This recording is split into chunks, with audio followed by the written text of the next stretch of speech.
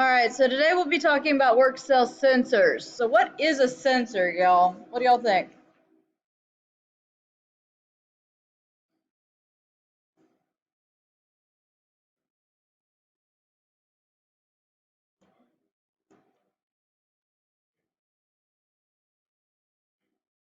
Okay. Anybody else want to throw one out there? Anybody drink their coffee this morning? Okay. So, sensors are devices that respond to physical stimuli and turn it into its electrical equivalent. Let me put it to you this way. Your brain does not work the way you think it works. What it's doing is it's taking this input from the world around you. It takes in what you see, what you taste, what you touch, all the senses, right? But your brain runs not on, this is that picture, it runs on, here's this electrical impulse. Does that make sense? Robots work that same way. They are working off the electrical impulse created by the sensor. If that makes any sense. So the sensor says, oh, hey, I'm doing something. Sends that electrical impulse back to the controller goes, oh, okay, carry on. That's pretty much the conversation it has. Okay? And one of the devices we use to change the physical stimuli into electrical is a transducer. It converts one form of energy to another.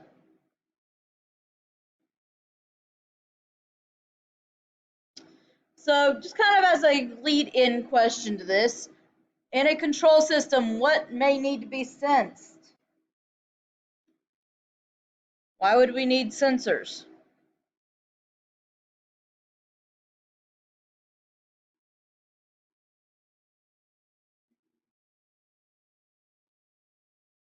Okay.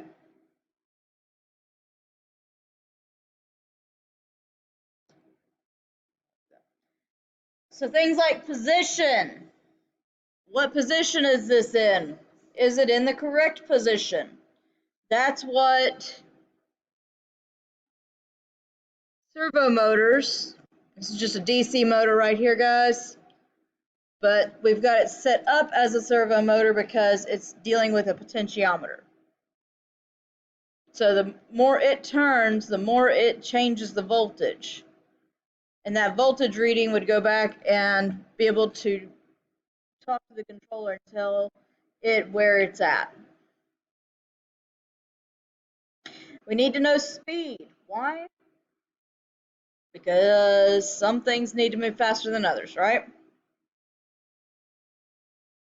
We use weight.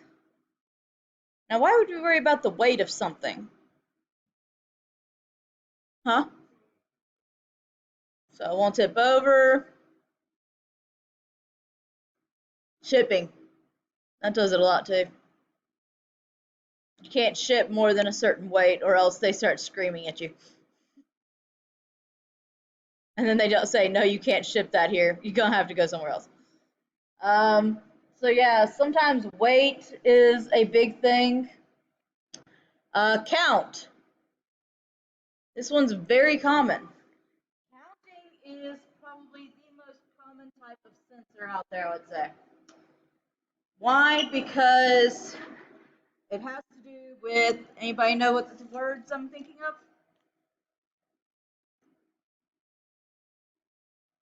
Why does it matter what the count is over time?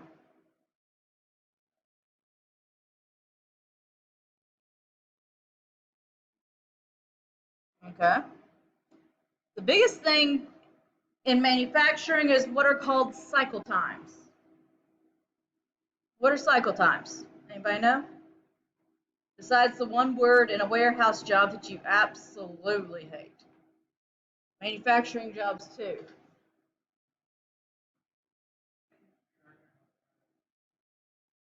Takes So cycle times are tracking how long does it take to get from the raw material or from the raw parts you just got, how long does it take to go from this to your finished product? Those are cycle times.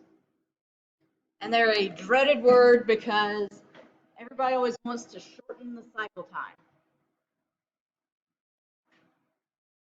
And you cannot track a cycle time without knowing what amount of product you're creating and moving through your system. Can you? So count is very, very common.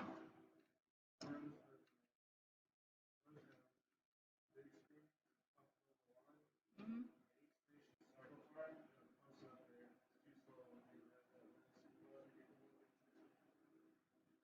Yeah, again, most people don't like the word cycle time.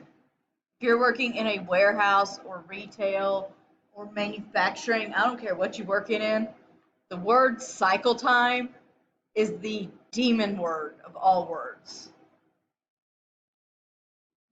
Okay, it is the one thing everybody hates to consider because generally it is followed by you're not moving fast enough. I'm human. How fast do you want me to do this? And make sure I do it correctly. But generally it's handed down from the people upstairs and they have never worked on the floor a day in their life. So, digress on that. Pressure. Sometimes we need to have something to sense pressure. Flow rate. We have flow meters for hydraulics, pneumatics, anything in between. Temperature. Why would temperature need to be sensed?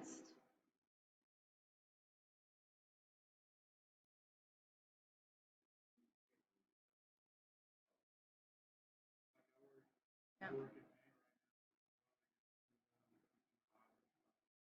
Yep. Temperature can cause a lot of issues. Probably one of the best examples I can think of is glass factories and metalworking. Glass and metal are pliable between certain temperatures. In other words, you can make it do whatever you want. If it gets too high and too hot, you risk damaging and burning what you have at that time. If it gets too cold, in the case of glass, if it's melted glass, you risk the whole thing, just your whole kiln or conveyor of heat, whatever you want to call it. You risk the glass being stuck there for just about ever. You won't be able to heat it up enough to remelt that glass. So temperature is something you have to keep a close eye on very, very frequently. Light sensors. Light sensors are a very common one too. Where might be one of the most common types of light sensors?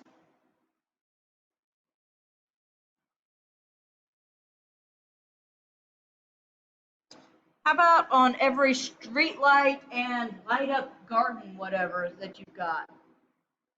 Dusk to dawn lights. How do they do that? Well, when the sun comes up, you get more light, thus the light goes off. When the sun goes down, you get less light, thus the lights come on. Dusk to dawn lights are very, very common across everywhere these days. After counting, I would say that is the most common type of sensor you'll generally come across. Okay? Thickness of solids, very self-explanatory. Time, again, you're talking about things up to like cycle times. Gas levels, level distance, motion is a big one. The orientation, shape, size, proximity, moisture, and viscosity. Now, why would we need to worry about something like viscosity? Anybody eat peanut butter or jelly? What happens if you don't have the right viscosity of those? It's kind of weird, right? You eat a dried out peanut butter sandwich, that's not so good tasting as the very fresh sandwich you could have made, right? Hmm?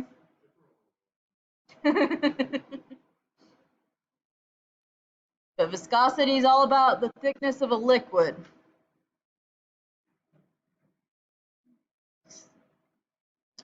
So switches and push buttons. We use these a lot. We use these for a lot of things. Starting and stopping something. You can use it as a sensor. You can use it as all sorts of things. So sensors have a couple of different ways they deal with things. The first way we classify sensors are, is it digital or is it analog? Now, let me say this to that. Okay? We live in what we like to call the digital age. Okay? What does that actually mean? What does digital actually mean? Not quite.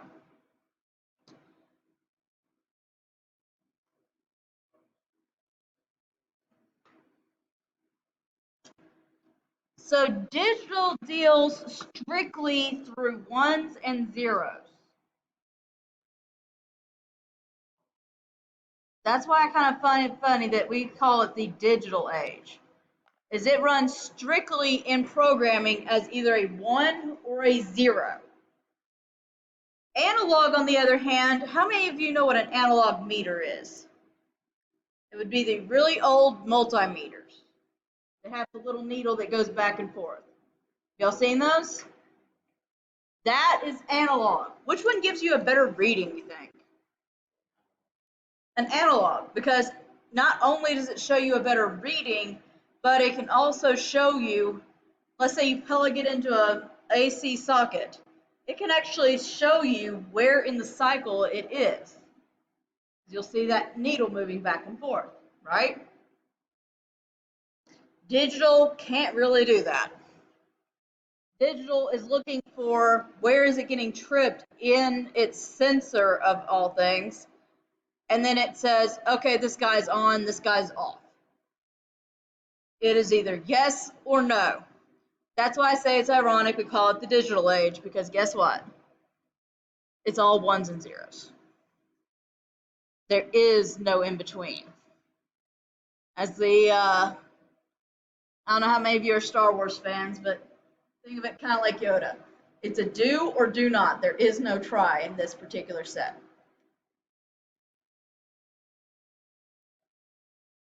Paraphrasing on that. Presence. Presence, again, is a very common one. Why? Because it allows us to do things like counting. It allows us to see if something is there or not.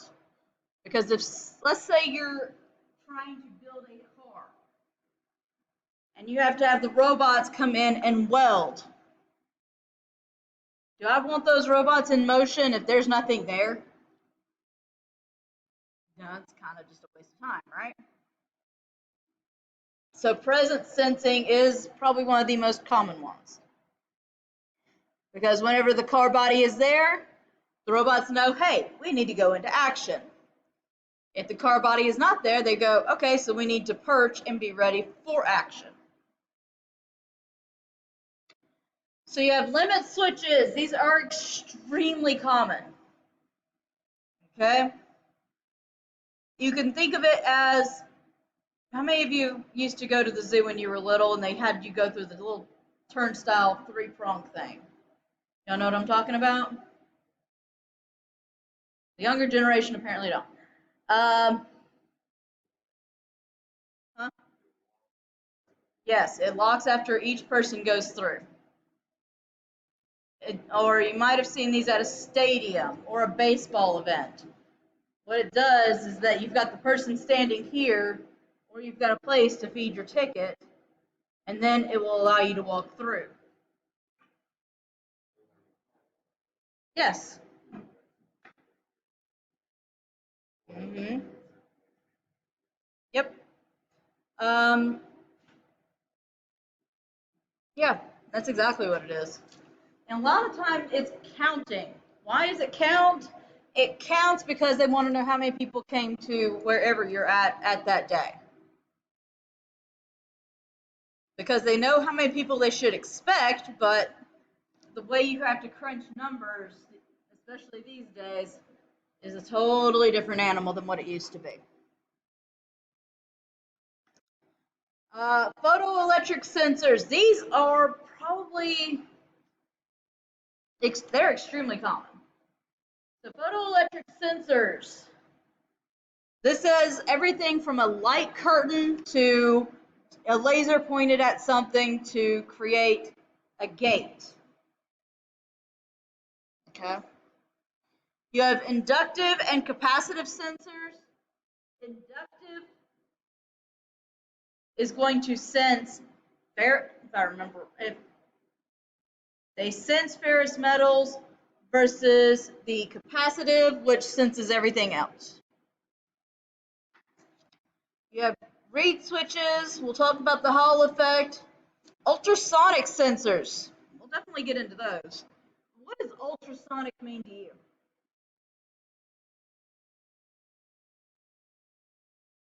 There are three classes of animals that you frequently use ultrasonics. Two of them live in the ocean, one flies through the air at night. A bat and dolphins and whales. There are three types of animals that use what we like to call echolocation, but it's ultrasonic sensing. Because what they're doing is they're basically doing ultrasonic clicks. They don't really want to be audible, because then it tips off the prey. Hey, I'm in the area. I'm about to eat you. At which point the fish would go, swim away! So they do it at such a high-pitched frequency, and whenever that click bounces off an object, or let's say a fish, the dolphin or whale can actually hear it and understand just how far that fish is from it. Really cool. So ultrasonic sensors are really one of the cooler ones, and you find a lot of it in nature. You have a lot of non-contact sensors as well. They can determine force and pressure, flow, speed, temperature. Why would we want to remotely and not contact things for temperature sensing?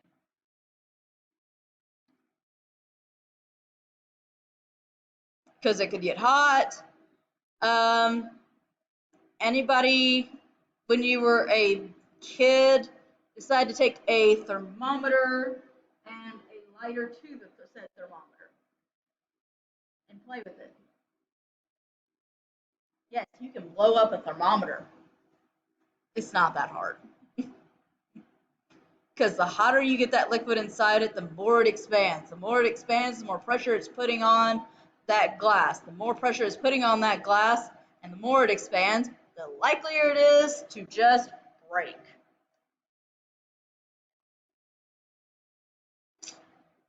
By the way, don't ever do that with anything that's got mercury in it.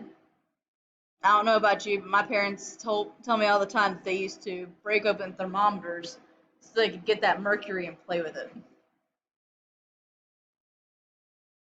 Because mercury is one of the few things in nature that it's a metal, but it's a liquid metal.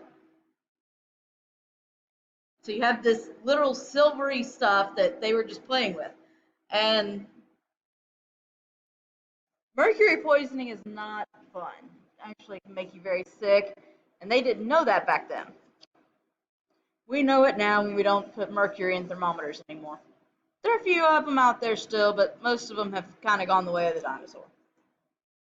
Why? Because they finally figured out, hey, mercury's toxic and you don't really want people playing with it. Concepts. So position. Position is on here quite a few times because position and presence are kind of the same thing. But you have potentiometers. I can't ever seem to remember what LVDT stands for. And one thing you use a lot with these are what are called encoders. Encoders are how these guys over here know where they're at.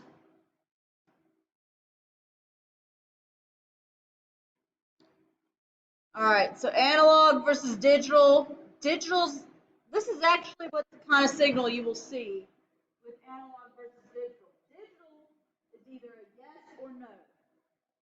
It's either on or it's off. Two states. Okay? Versus analog, which it can see every part of that spectrum. So nothing's ever really a no or yes with analog. It's either we got a little, or you got more, or you got a lot. There's all sorts of in-betweens. Okay? So digital versus analog. Digital is a very simplified form. Now, it's not to say there's anything really wrong with digital. But if any of you have ever sent a text or an email that you know was spelled perfectly on your side, and somebody sends you back that email or that text and say you misspelled something. Ever have that happen? All the freaking time, right?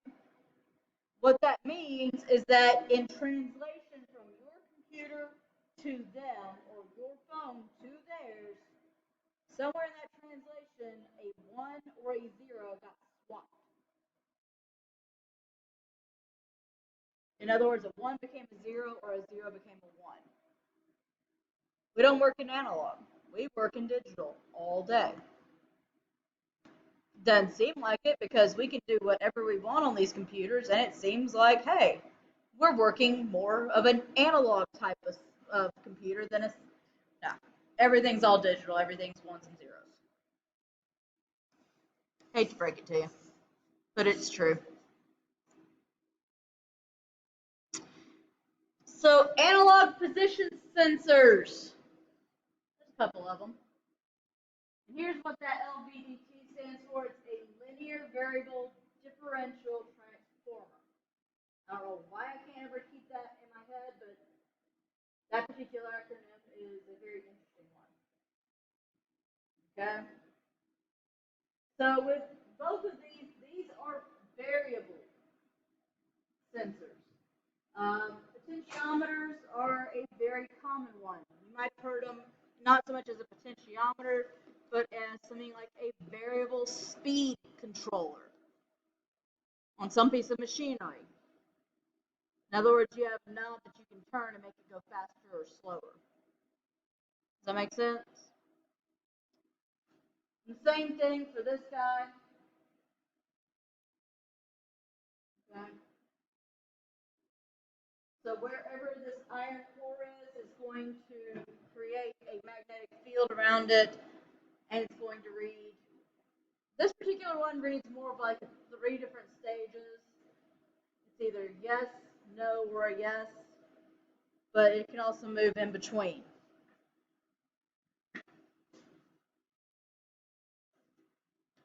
All right, so this is what a potentiometer looks like. If you are in EET 100, Intro to Engineering, we will be playing with these very, very soon. That's Lab 4, that you get to play with a potentiometer. But potentiometer is what this guy is. He's got 3 holes up here that allow you to hook it to any system you need to. And it's got a knob. Now the knob inside has hard stops. But what it also has is a coil of wire. So the coil of wire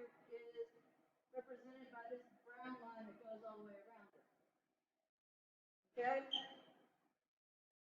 The center leg for this,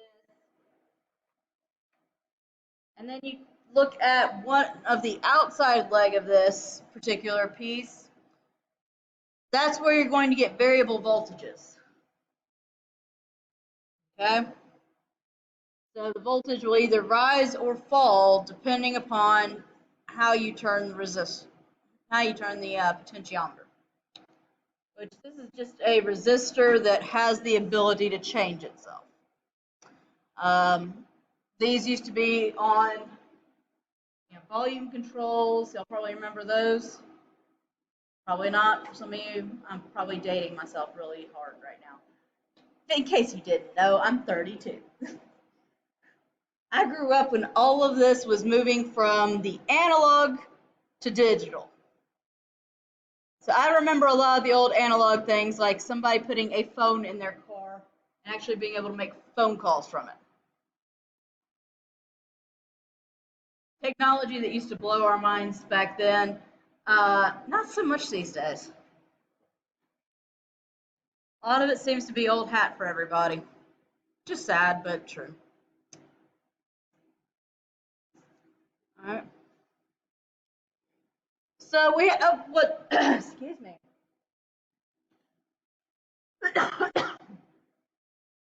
We have two different types of encoders. So encoders, how many of you remember the old cereal boxes with the SPI encoder rings?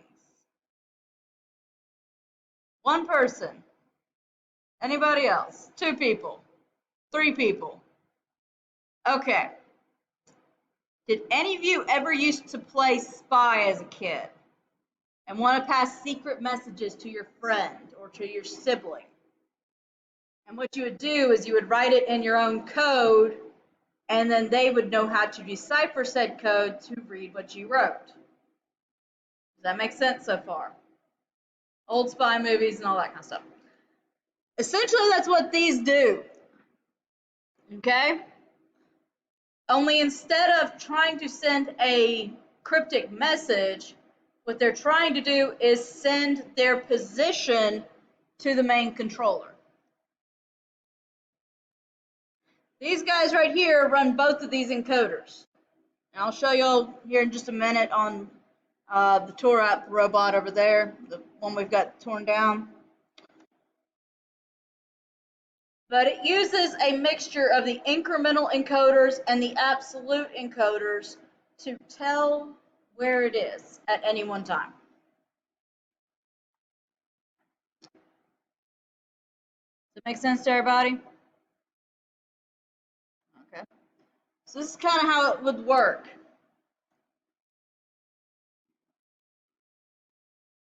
So what it's looking at here, for this one right here, it's a digital signal of ones and zeros.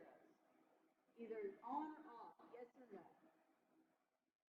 With the absolute encoder, if you watch, these holes right here are telling the rope, telling whatever this is connected to, what position in the spin it is. So you're not looking at a yes or no signal, you're looking at multiple signals. They're saying yes or no. And those multiple signals are translated by the robot's controller, which is its brain, to essentially say, here's the position data, and it is accurate within millimeters. Think about that for a second. How accurate are you?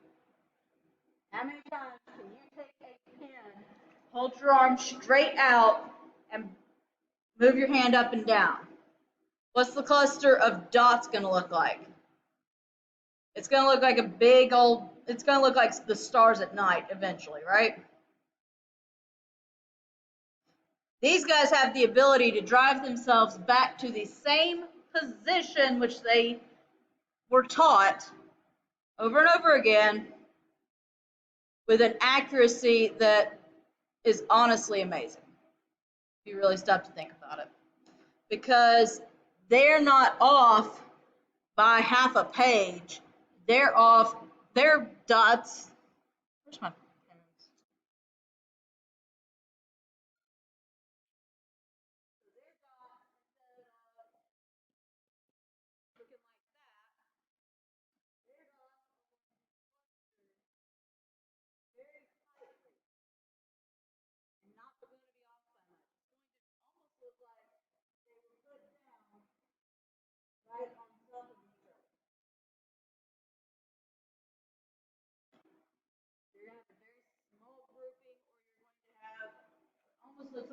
single dot every time. And that's because of these encoders. The encoders are what drive the robot back to its position over and over again.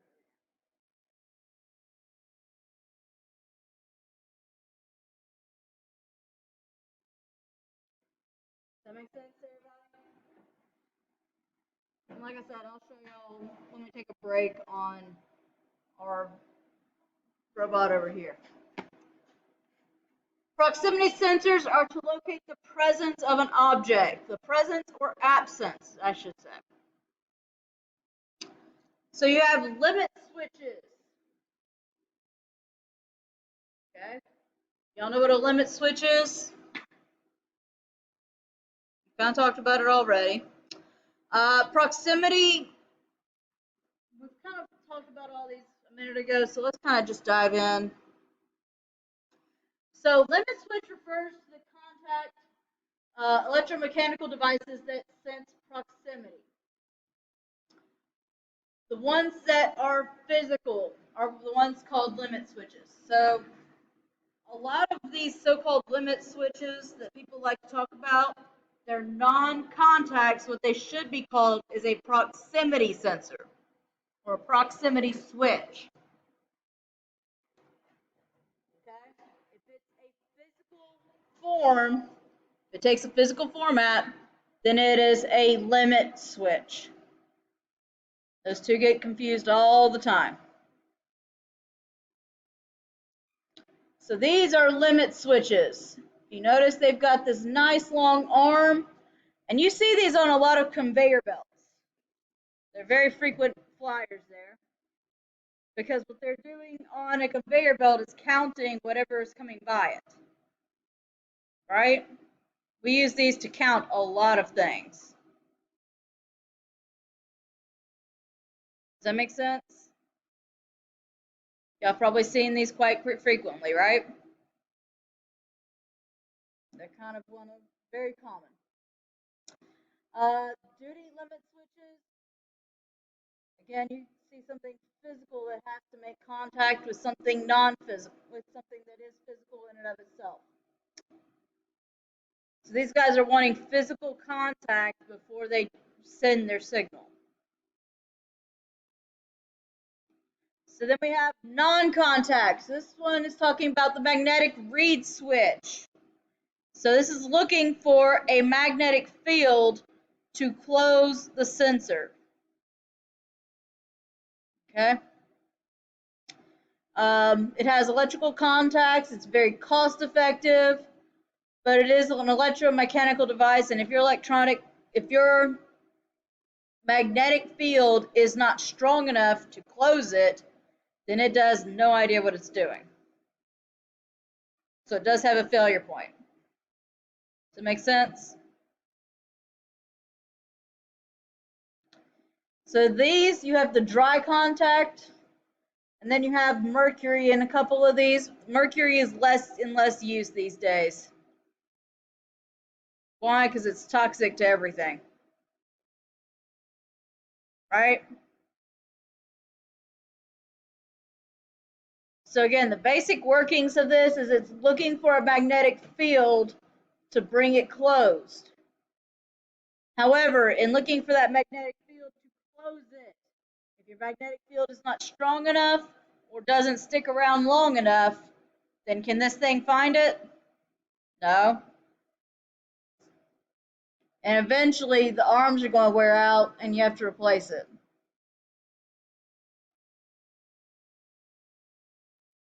Okay.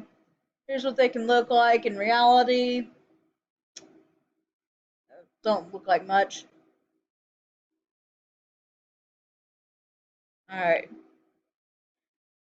So then we have, excuse me. Then we have the Hall effect sensor. These sense the strength of a magnetic field.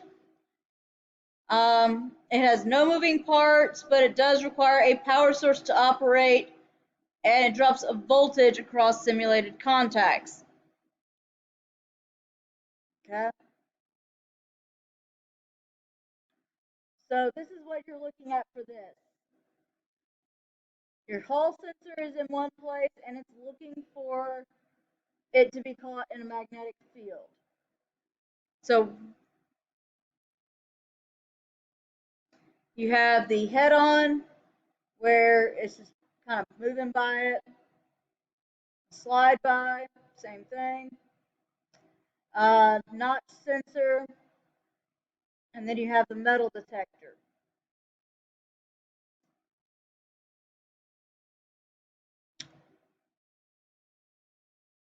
There's your circuit, so we're interested.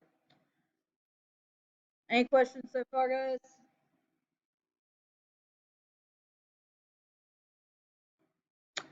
I think I'm starting to sound like Charlie Brown's teacher. All right, so photoelectric sensors. These are extremely common. They detect the presence of an object using a light source and a light receiver, and gives a normally digital output. Why? Because either your signal is there or it's not. You're not looking at the intensity of light, you're looking at whether the laser that is supposed to be hitting the receiver is actually there or not. That's all you really care about. So pros, again, it is solid state, so it has no moving parts, which is great, right? No moving parts is always good because it means less chance of something breaking. Put it this way, mechanically, the more moving parts you have, the more likely it is to what? More likely it is to break. Just saying. So the cons is that it requires a clean environment, a power source to operate, and it actually will drop its voltage. So a clean environment, essentially what that means is that these guys, if you don't wipe them down periodically to the point where they end up with like an inch thick layer of dust on it, is it going to work okay? Or is it going to start fritzing out on you?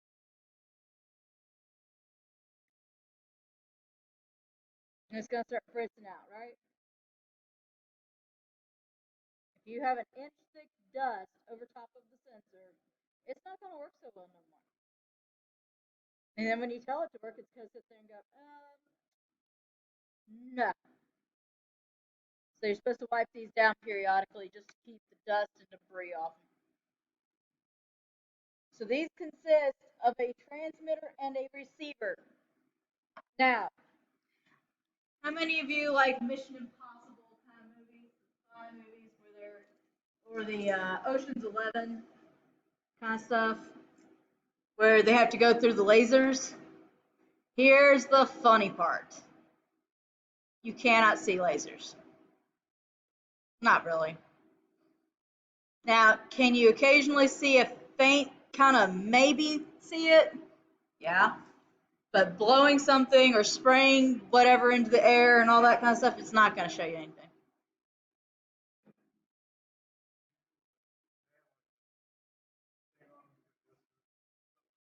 Oh, they do.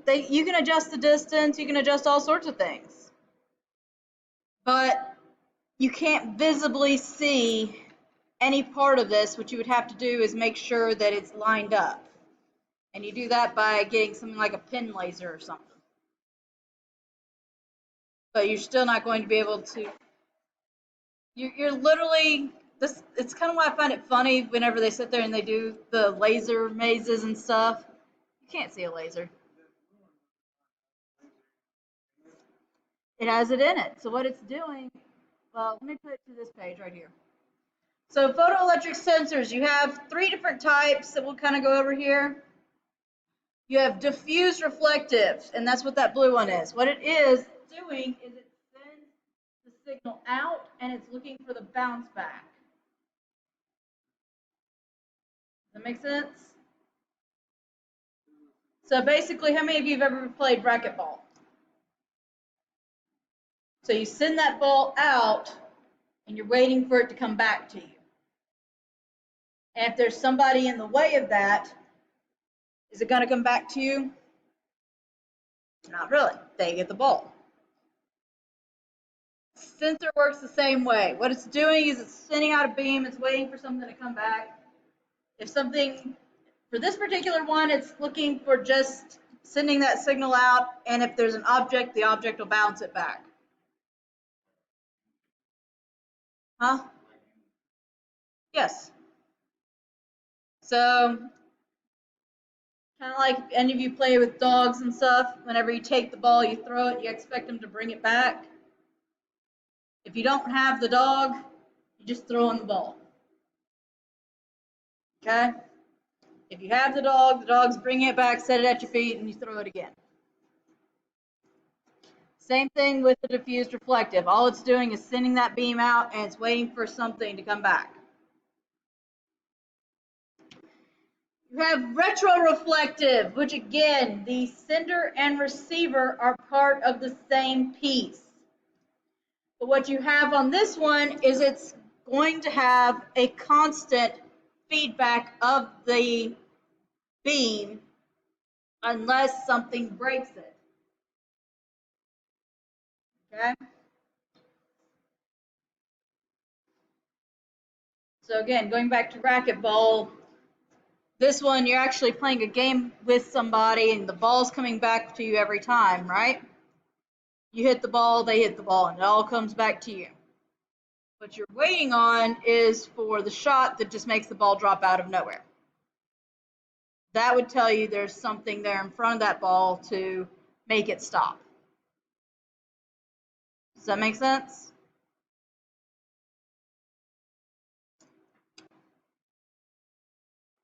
All right. So that reflector is constantly sending the signal back. And then you have through beam. Through beam is what you typically think of as the movie lasers. You have a sender and you have a receiver. And anything that gets between the sender and receiver is acknowledged as there. That goes back to the old spy movies and all that, and heist movies and all that kind of stuff, where somebody's trying to get through that laser maze. Hate to tell you, you can't do it. Because the second you break that beam, which is a through beam, from what I've always gathered, it's going to go off. Huh? Yes, it's a light curtain. That's exactly what light curtains are. Light curtains are through beams. Okay? Light curtains are through beams. They're waiting for somebody to break it so that you can sit there and go, oh, stopped. I'm not going to move. Same thing. Like I said, don't ever trust those spy movies. They don't do very well. The thought that you can put something in the air and supposedly reveal all the laser beams in a room. Anybody else get a chuckle out of the thought of that? Because you're literally trying to expose the light. I'm sorry, light's not visible in that kind of spectrum. If you've ever played with a laser pointer, you know what I mean. You can't see the beam. You can see it in your hand, and you can see where you're pointing it, but you cannot. Does this have it?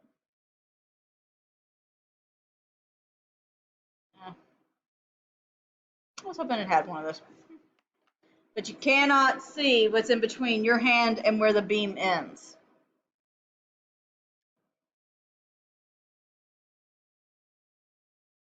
So through the beam is a very popular one. Like he was saying, that's something you would see in light curtains. So light curtains are basically a full row of one side's receivers, one side's senders. Or you might have a mix of both on each. But they're two strips of these beam, the sender and the receiver. And if you walk through it, it breaks the beam. And that shuts down whatever machine you're walking up to. The reason for that is purely safety based. Because generally what you're trying to do is get out of the way of something if you have those there.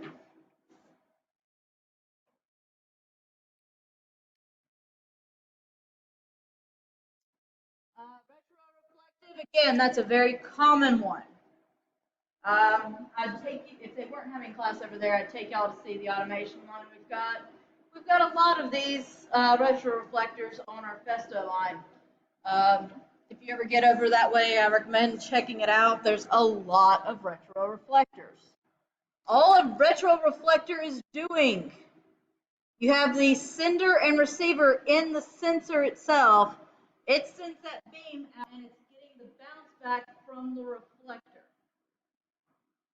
So if you've ever bounced light off a mirror, y'all know what I'm talking about? Mm-hmm. How many of you have ever seen the Mummy with, what is his name? Brendan Fraser, I think, yeah. Y'all remember that one where she tilts the mirror and it starts moving the light to all the other mirrors to light up the whole little cave area they're in? Essentially, that's what retroreflectors are kind of doing. They're bouncing the light around. But the main thing they're doing is they're bouncing that light back to the receiver so the receiver can sit there and go, okay, so there's nothing here. Something moves through that receiver. It sits there and goes, okay, something's here. Okay. It's counted. Move on. Diffused. Okay. Diffused are looking for, again, the way you can tell if it's looking for something to come back to itself and not to something else is you'll see something like this. You see there's one of these is going to be the sender, the other one's going to be the receiver. Depending upon who made it and the configuration you've bought, is going to depend which one's which. But one's going to be sending and looking for something to finally bounce back. So basically, if you've ever been out with a flashlight at night, you're looking for something to bounce back at you so you know that there's an object there. Otherwise, the light just kind of moves off into the distance, right? Everybody did that as a kid, right? You go outside with a flashlight just for fun, Halloween, all that. And you just kind of shine the light down the road, and there's no way that it's bouncing anything back, right? That's what this is doing. It's waiting for an object to get in front of that light, bounce it back to itself, so it can sit there and say, yes, there's something here. Does that make sense? Kind of, sort of, maybe. Trying to use some pop culture here, and might be old pop culture now, but some still applies, right?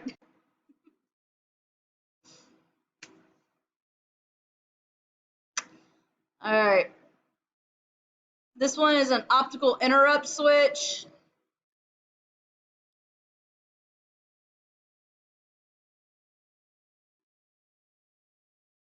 And again, this one's just looking for light to tell it what to do for this particular one. All right, so let's get on into capacitive and inductive proximity sensors. Capacitive and inductive. Again, these are very common. They're also called solid state limit switches. Again, they have no moving parts because why are no moving parts good? One less thing to break. Give you for example on that. If you've ever gotten a hold of a really complicated machine and it has 1,001 moving parts, how hard is that to repair versus something with like no moving parts? A lot easier, right? Moving parts have more of a tendency to get in problems. So no physical contact with what is being sent. It can be operated in dirty environments, which is really good for a lot of warehouses, right? Because how clean are warehouses generally? How clean are most warehouses?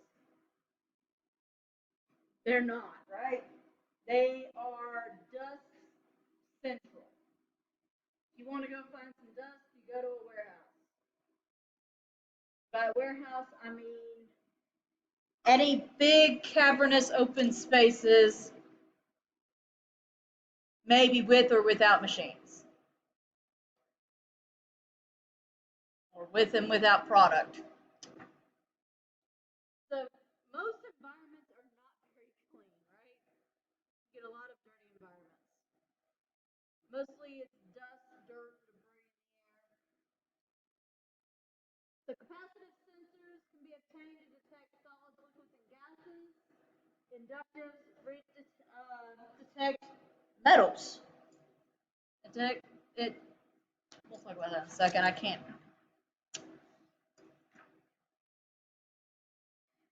cannot talk right now. So you have shielded and unshielded. What the actual sensor is in these little colored caps. So shielded, if you look, is recessed into itself. Unshielded is just kind of hanging out.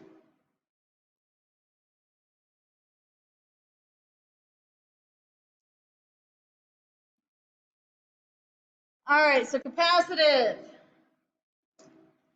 Okay. So I'm not going to say learn the formula because it doesn't really matter for this. If you're in AC or if taken AC, it should look familiar. But capacitance, two metal plates separated by an insulator or what is called a dielectric. The amount of capacitance is determined by what the size and material of the plates inside it, as well as the distance separating it. And what is used as the insulator. Okay? And it can be used to sense anything. Literally anything. Solids, liquids, gases. They're very, very flexible. However, they can also be very, very what? Expensive.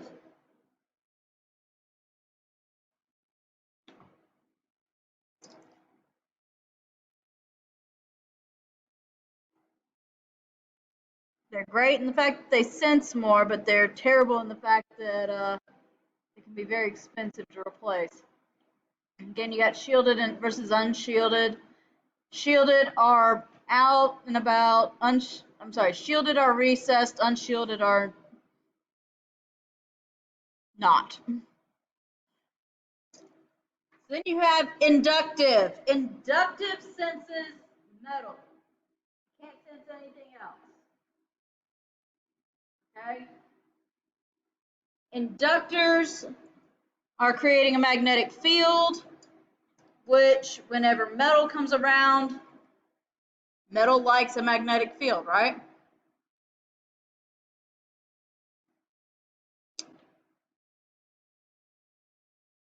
The amount of opposition to electrical current that's the calculation, but again, you won't really be using it for this. It's great if you're taking AC or if you have taken AC. It's good to know, but so an inductor is an electrical conductor looped into many coils. Its amount of inductance is the number of loops, the proximity of the loops, and what they're looped around. So again, inductive are going to sense metals because they create a magnetic field. Capacitors can sense everything else. It's just got to find the signal.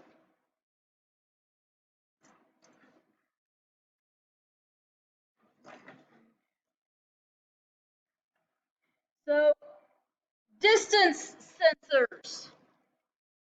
And you actually will be working with these guys.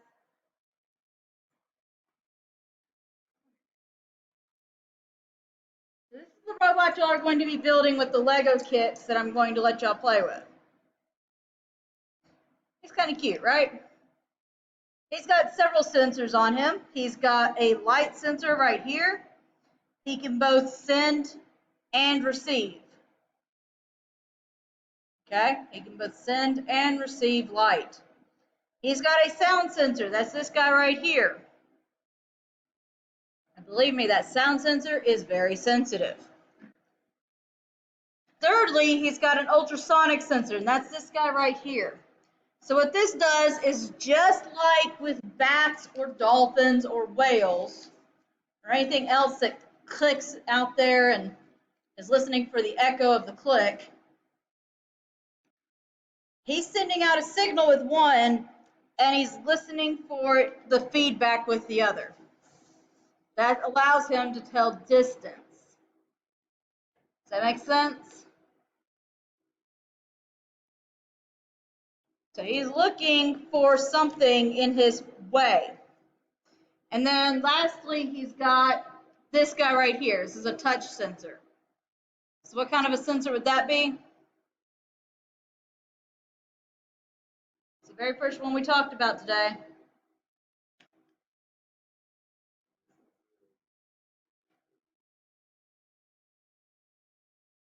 The touch sensor, otherwise known as a what?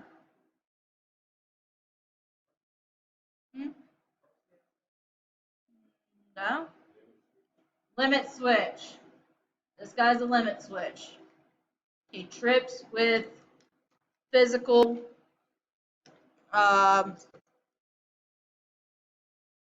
stimulation. How about that? He trips with physical whenever it hits.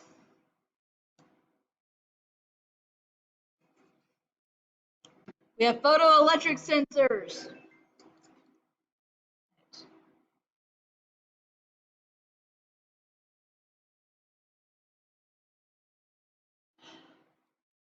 So photoelectric uses light and it's using triangulation and time of flight. So what does all that mean? Well,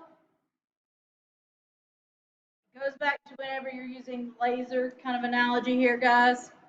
So a photoelectric sensor is using light, it's bouncing it off everywhere and it's trying to see whenever it comes back. So the further away something is, the longer you're going to take for it to come back. The closer it is, the faster that light comes back. Does that make sense? So in other words, if I had a ball and I throw it all the way to the back of the classroom, that's going to take a while to come back, right? If I just throw it at him, it doesn't take so long to come back, right? That's what photoelectric sensors are looking at. Does that make sense? That's what time of flight is. How fast is that coming back to me? Does that make sense? No questions? Moving on. So distance is the amount of space between two things. Level is vertical distance. Okay? So there's not really a lot of difference between the two, because it's all about distance. How far away is something? So ultrasonic sensors, they send out ultrasonic waves and turn what comes back into electrical signals and vice versa. It's able to measure time intervals between sending and receiving the echo. Okay? And it can be set up for digital or analog. Okay?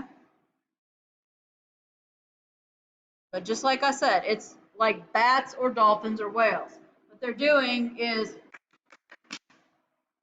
listening for the echo back. Because there's generally an echo back, right? That's all this is doing. It's sending out that pulse of sound and it's listening for that echo.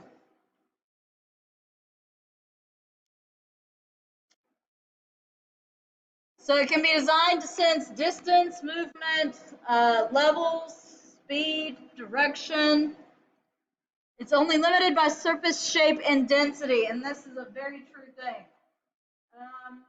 The bad part about these guys is when you set this guy down to run around the classroom, he's got one major flaw.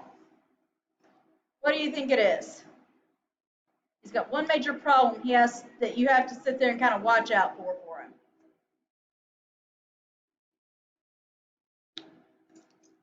Down here where your desk foot is, it's too low for that ultrasonic sensor to pick up. So if you kind of look at him, his line of sight is right about this way. Can you see anything down here? You can see right about this way. Now, something you have to be cautious of when programming him for certain things is where can he actually send and receive the information. So he can't see the very bottom of these desk legs. It doesn't register. Power cables don't register. Okay?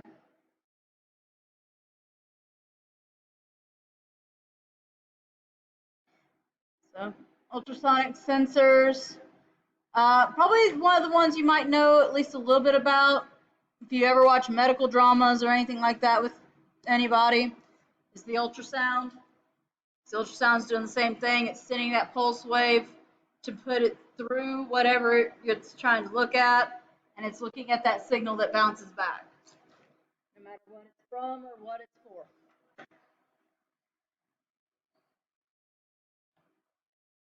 Okay. So sender and receiver start here. It sends out the original wave, and then whatever bounces back as the echo is telling it how long the distance is.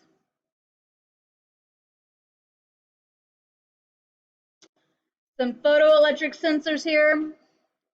So triangulation means you're transmitting at an angle, and you're looking for what angle comes back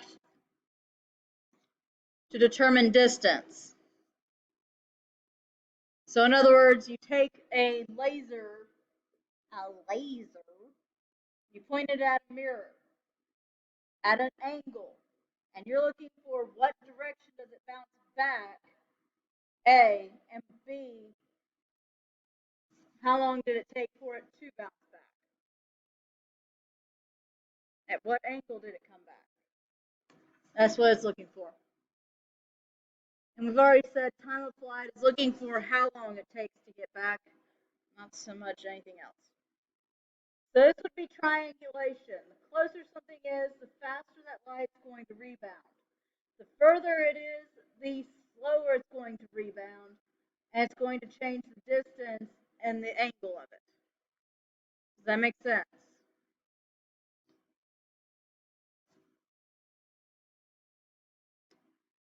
All right, and then time of flight is literally just sending out a pulse and looking for how long does it take to come back. And this is actually how LiDAR works. It's sending out pulse waves and it's looking for what comes back. Who knows what LiDAR is? Or has ever heard the term LiDAR? Well, one of the coolest things they can do with LiDAR is map areas that are under a lot of thick vegetation. They can strip back the vegetation of a place and see ancient cities and stuff. If you ever watch the History Channel, it's really cool. Or they can use it to throw signals into the ground and see if there's something buried under it. It's kind of cool. So this is an ultrasonic level detector. So again, it's just looking for what's coming back up to it. You have discrete level detectors versus continuous. This one right here should look kind of familiar because where can you see a very similar setup with a float switch?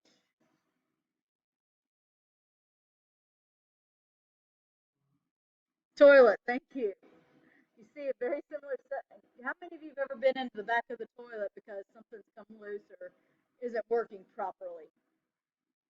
I'll tell you right now, there was one time I had to take a paper clip, and you know the little S hook that hooks the chain to the pulley? That S hook had somehow disappeared, so I ended up taking a paper clip and hooking them together. Why? Because I didn't have time to find an S hook, and I really didn't care at the time. So, yeah, I've been into the back of a toilet a few times.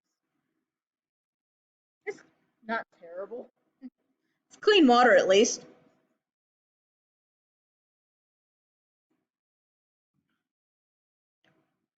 So float switches are pretty much what you see in the back of your toilet. And you have, so what determines whenever the hole that lets all the water into the bowl closes?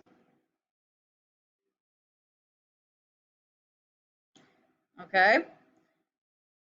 Well, it closes right after you let go of the switch. And then the float switch is what turns the water off whenever the water gets to the correct height. You have photosensors that they're using here. That would not be the most common one, unless you really didn't have any other way to do it.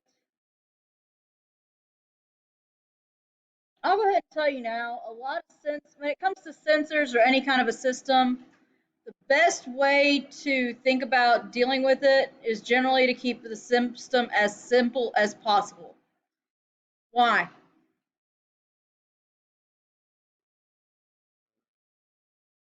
Yeah, so it's less things that break.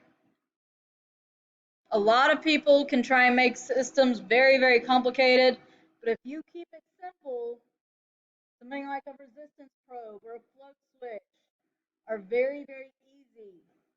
Photosensors, you have to be able for it to see through it. So think about that. You're having to put a hole in whatever this is. And possibly a window that would see light through it. Not so simple, right?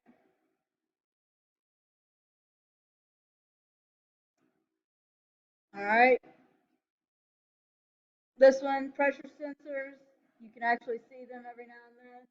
Load sensors, very, very common right here because water has certain weights and you can program it to give you a certain weight worth of water.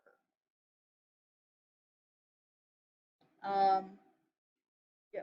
Electrodes and ultrasonic ranging. But again, always try and make sure you keep your system simple because the more simple it is, the less things will break. All right, and then you have pressure switches. This detects a set amount of force and activates electrical contacts. When set, the amount of force is when the set amount of force is reached. Contacts may be activated by positive, negative, or differential pressures.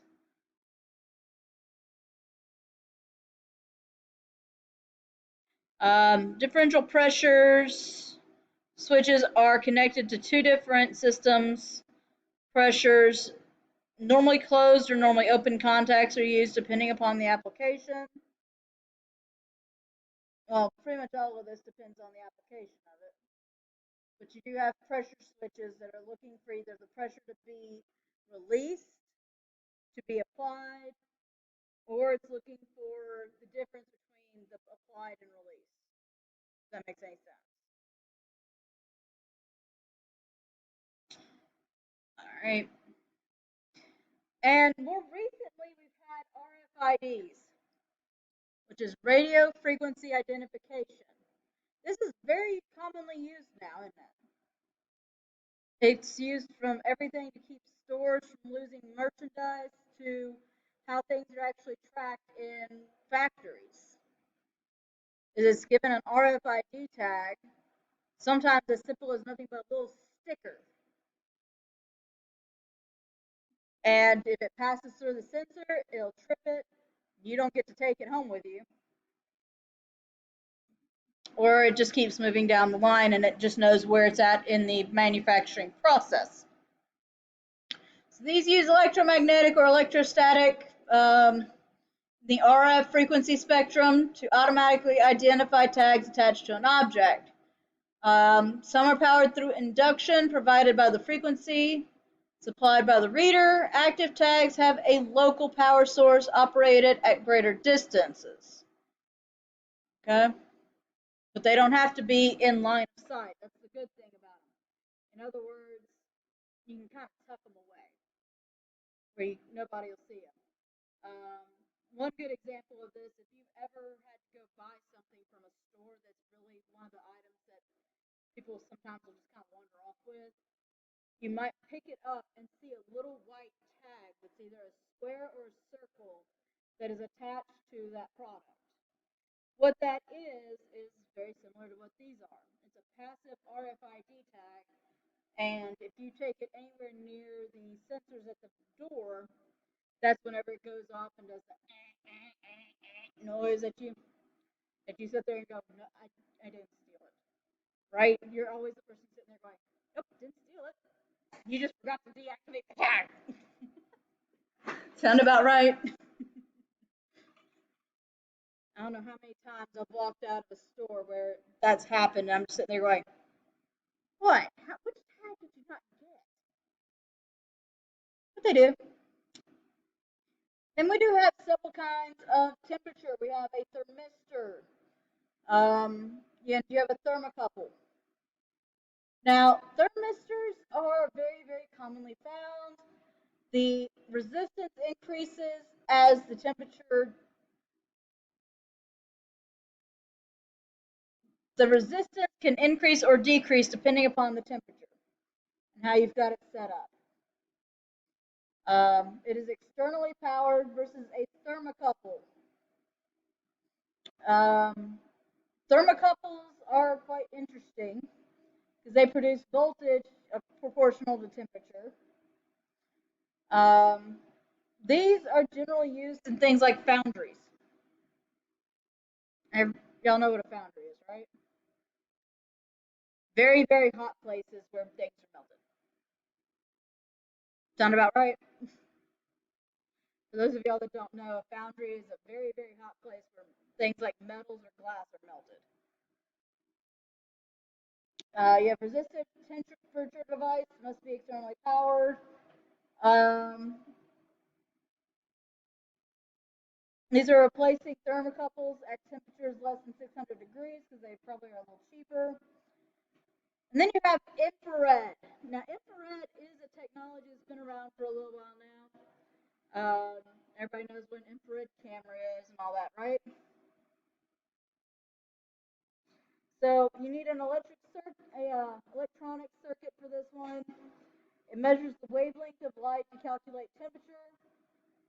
What's really kind of cool about those is, I don't know if you've ever used one of these, but something that's really cool is that if you had one and you put your hand against something like a board and then take your hand away, it can actually see the warm spot where your hand was for just about a minute or two before everything kind of equalizes as the heat dissipates. So that's what it means by it may be affected by reflections. One of the cooler ones, because my dad had one of these infrared cameras. He worked for the power company, and he was one of the guys that was riding around on the lines looking for where temperature differences might be with some of the different components. So he brought this camera home a few times. And one of the cooler things is that if you are facing something like a glass window or a piece of mirror, it actually can show you in the reflection. So that's kind of why it's cool. And temperatures can be measured from a distance with this, which is really nice because that way you don't have to walk up on something. If something's really, really hot, I don't know about you, I ain't getting close to it.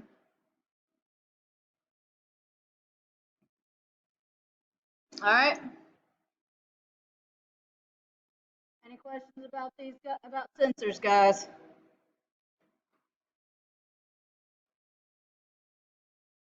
Now? All right.